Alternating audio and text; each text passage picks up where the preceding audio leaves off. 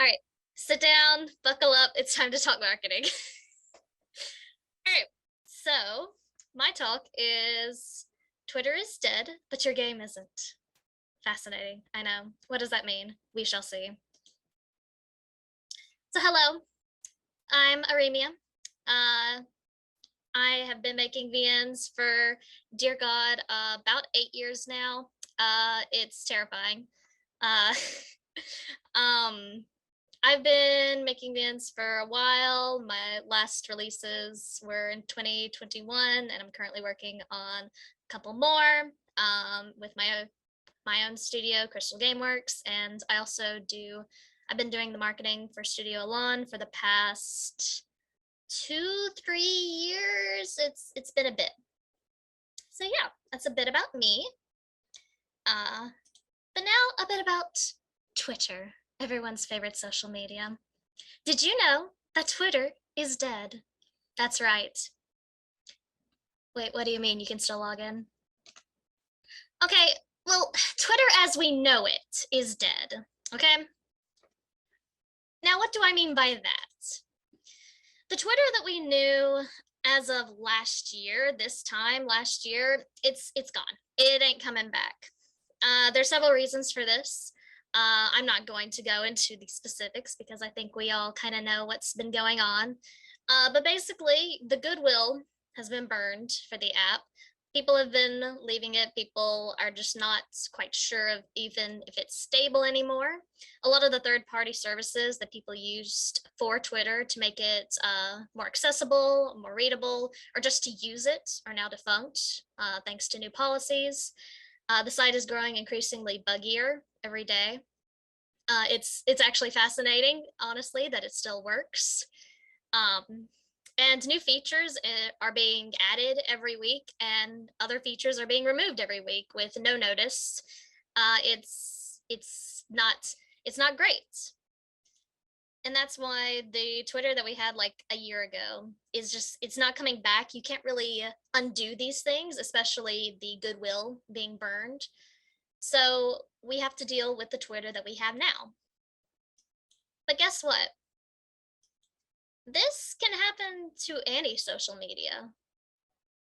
This can happen to any other site, to Instagram, to TikTok, Facebook. So a very general loop of what social media sites might go through. You know, social media site gets big, so people start to join it specifically for marketing. We saw this in the past couple of years with TikTok. People joined it specifically just to market their games. And then marketers herald it as the new place to market. If you want to market your game, you got to be on this app. So more people start to join it. So the naysayers who were up here who had heard about it were like, I don't want to join it. Well, now that we're down here, I hope you can see my pointer. Now that we're down here, they're like, yeah, okay, I'll try it out.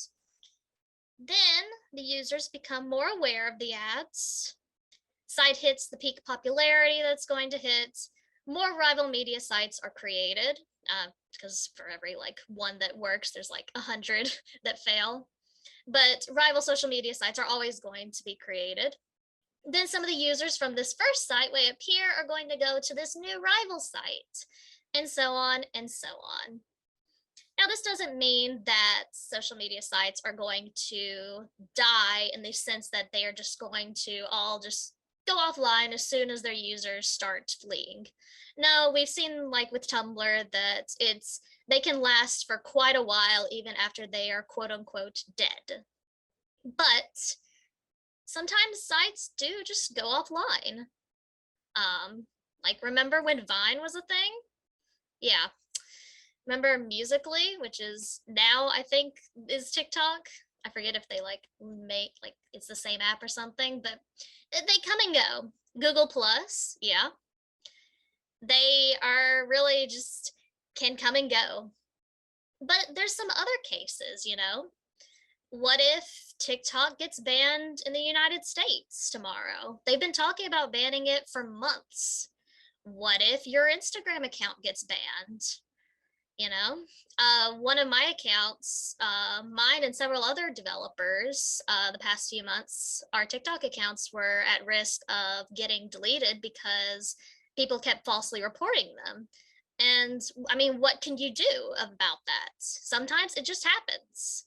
And you can't really, stop false reporting when people do that, children.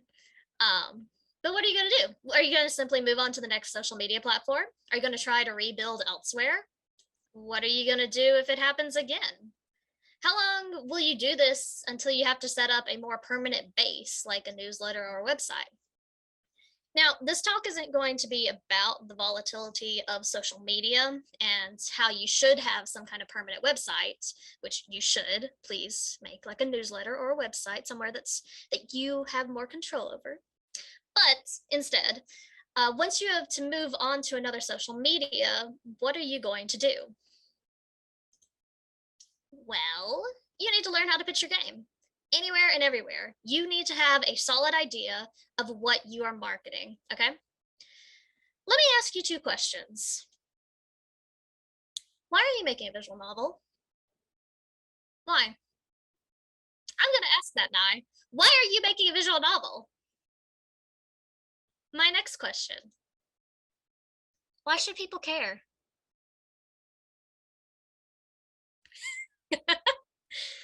Why? Tell me. Guess what? I'm here with the tough truths. Most people won't care. I'm sorry. Someone has to say it. Most people won't care. I gotta close chat. This is too funny. But I have good news. Some people will care. Okay? Some people will care. That is an absolute fact. Most people won't care, but some will. Some will. So again, let me ask you again. Why are you making visual novels? Are you making one for yourself and like a few friends? Are you making one because you have this idea, this story that you've always wanted to tell to the world and share with others? Do you want to like make a commercial studio where this can be your full-time job? Do you just want to make smaller games so you can meet other people? Tell me, and most importantly, tell yourself, why are you making visual novels? Why are you here? In his latest book, The Practice, Seth Godin defines professional work as work that is created for anyone that is not just yourself. It's not that creating work for yourself and no one else is bad. No, it's that when you choose to ship a product with the intention of wanting others to enjoy it, you are making a product that is also for them. Their concerns and their ideals should be taken into consideration. My personal interpretation of this as a game developer is not that you should make games solely for others, but rather when you decide that a game isn't made just for yourself, you should open yourself up to feedback and try to understand what people like about the components about what you're making. If you're making, say, an Ultimate game, why do people like Ultimate games? Why do you like an Ultimate game? Why do you want to make one? If you're making a horror game, what do you like about horror visual novels specifically? What do others find scary in horror visual novels? Find that out. And I ask again, why should other people care about your visual novel? What is in it for them? Why should they spend their time listening to you? How does your game align with what appeals to them and how they see the world? The basis of your pitch should not revolve around not necessarily why your game is different, but rather, why should I care about this? Like I said before, most people won't care. This is good. You are not making a game for most people. If you were, you wouldn't be making a visual novel, okay? You would be making a mobile game that with simple gameplay that appeals to the masses that my mom and grandma probably have downloaded on their phones, okay? You instead are here at Visual Novel Conference because you want to tell a story, okay? People like stories. Not just the ones in games, but the ones that we tell people about ourselves. People like behind the scenes looks. People like to know more about creators. People like lore dives. They like those long form essays about topics they've never heard about, those long 5-hour YouTube videos. They like stories. And guess what? You have a story because you are here at Visual Novel Conference making visual novels. So you have a story. And someone out there wants to hear that story. Yes, you are the one. You have a story. But not everyone will care about your story. We are not making games for everyone, though. I said it last year.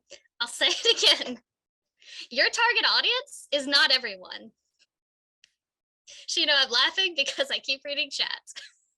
It's very hard not to laugh at y'all. What you're saying. Your target audience is not everyone. It should not be everyone, and it will never be everyone, okay? Most of us here are making games for people invested in deep storytelling who have PCs that they somewhat regularly play games on.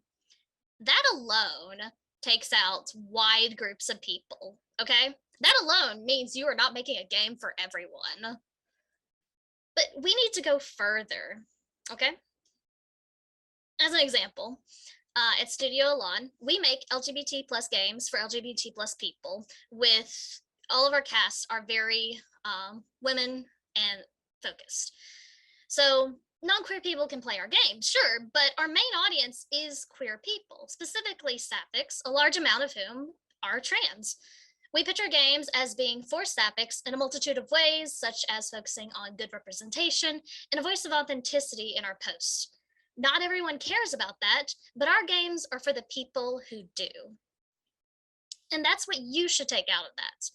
Your games are for the people who do care about your story. But what is your story?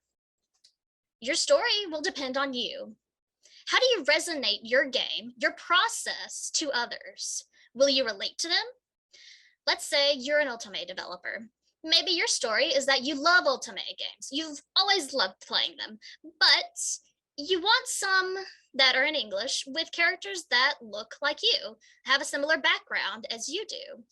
Maybe your story is about how you love them, but you've always wanted an emphasis on action and fighting. Your story can relate this to others who are looking for something new, something different in the market, but share that same commonality. Or another way, let's say you're an avid fan of those choose your own adventure books. You grew up with them, you've always loved them, and they're similar to visual novels, but you want to give a more experience like that with lots of branching endings.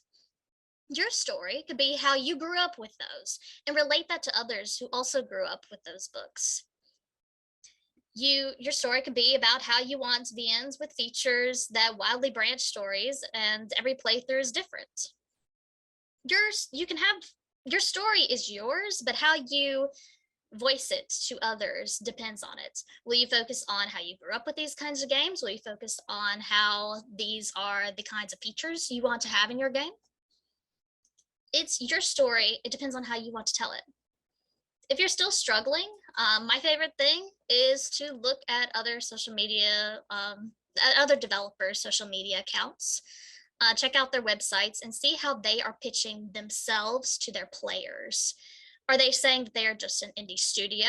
Or are they saying that they are making queer games for queer people? Are they saying that they are making fantasy romance games for women? How are they pitching themselves to others?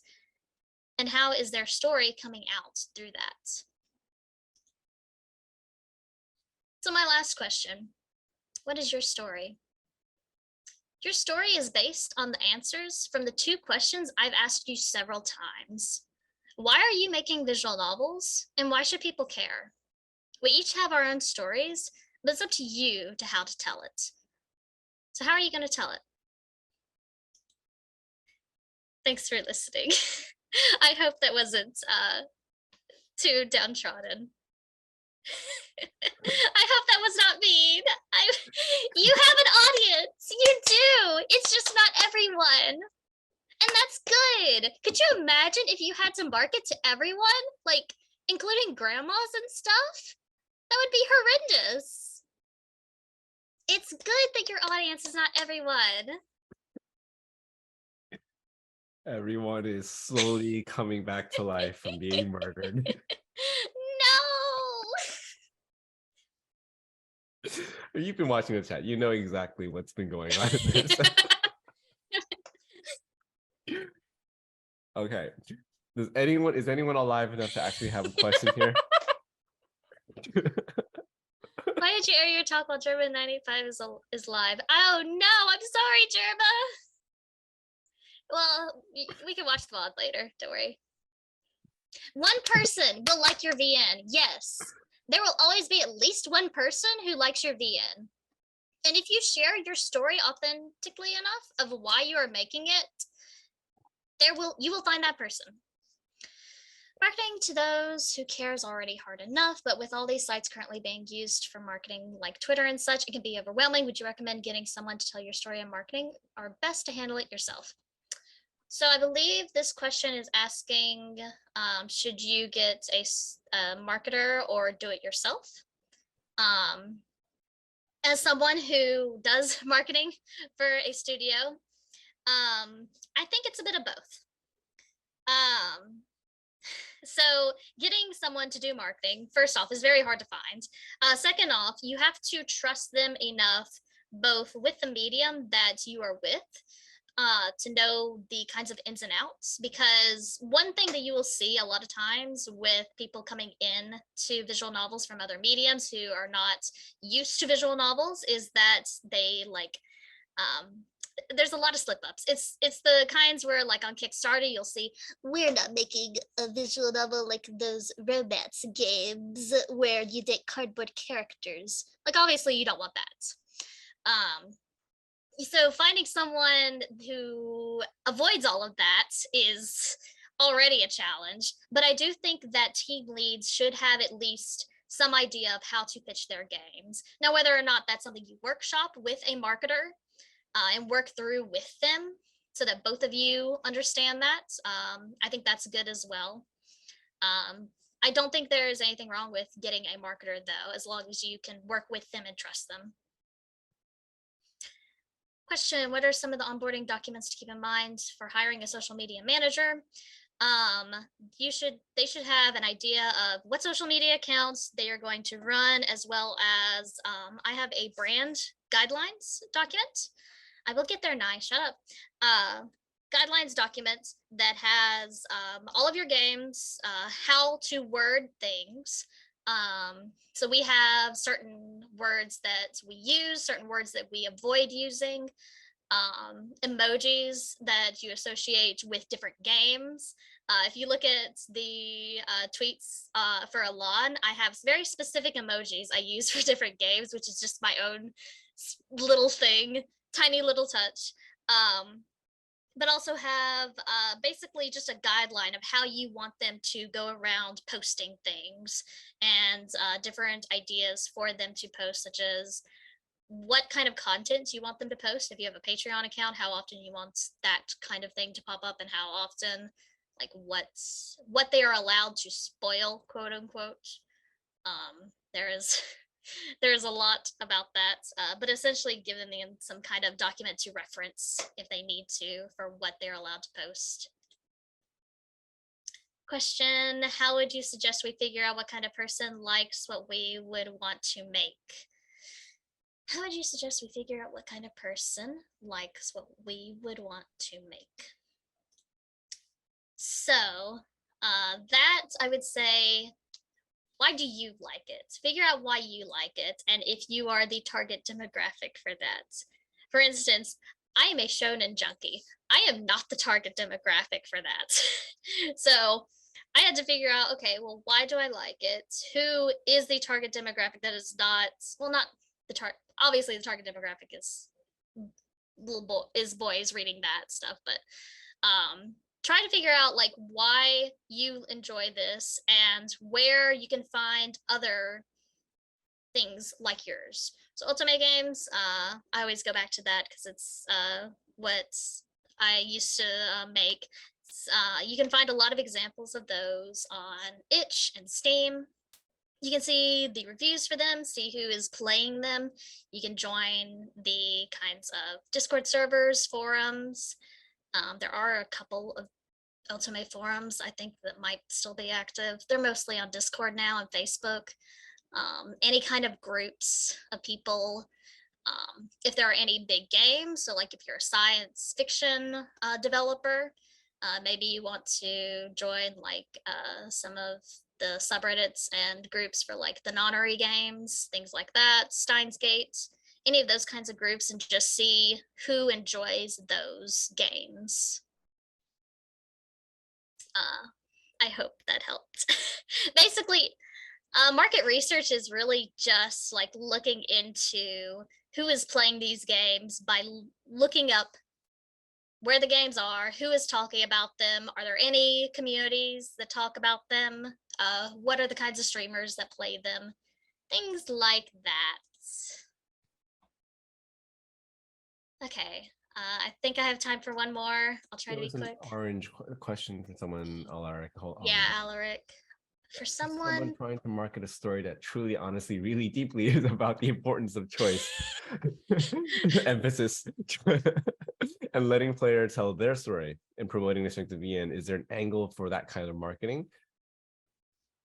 yeah, I know what Alaric's talking about. That's very so for visual novel fans, obviously, you don't really want to say choices matter because that's such a cliche. But for yours, I know choices really matter. I think really trying to angle it as not so much as the choices matter, but rather like maybe saying that like every playthrough is a different experience. There are so many different paths to go down. There are X amount of endings, or like the amount of endings is things that are focusing not so much on the choices, but rather the outcome of the choices, if that makes sense. So saying things about the paths, the endings.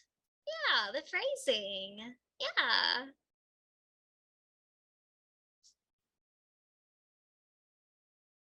Yes, and also test your marketing copy. Just show people. Yeah. Like, don't publish something until you are confident in it. Not A/B testing. Just like, hey, person, what do you think about this before I send it out to 1,000 people?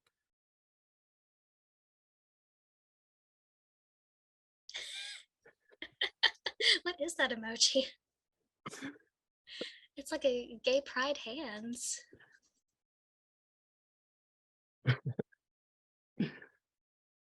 Oh, chat. Bringing in all the Discord emojis that we don't even know where they're from and what they're. Okay. On that note, Vimy is next, and I'm sure we're gonna go